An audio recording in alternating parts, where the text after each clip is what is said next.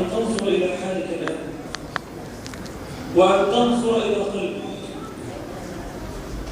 لتسأل نفسك سؤالا: بأي قلب جئت الآن إلى الله عز وجل؟ بأي قلب جئت إلى ربك؟ يقول الله تعالى: وأزلفت الجنة للمتقين غير بعيد هذا ما توعدون لكل أواب حفيظ من خشي الرحمن بالغيب ثم ماذا؟ وجاء بقلب منيب.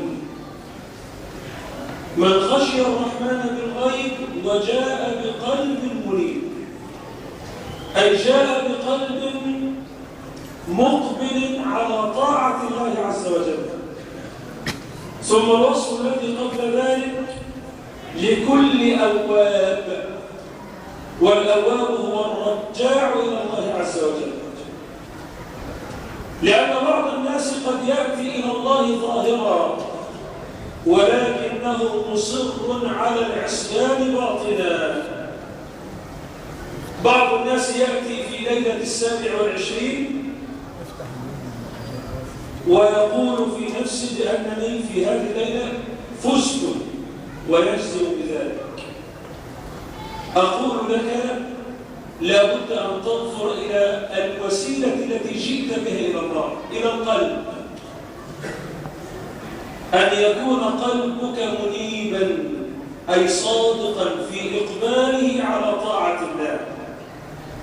انظر إلى قاتل المئة، هذا الرجل الذي عاش في الفجور وعاش في العصيان وقتل 100 نفس، لكنه في لحظة صدق فيها مع الله، أتى تائبا، استمع نصيحة العالم.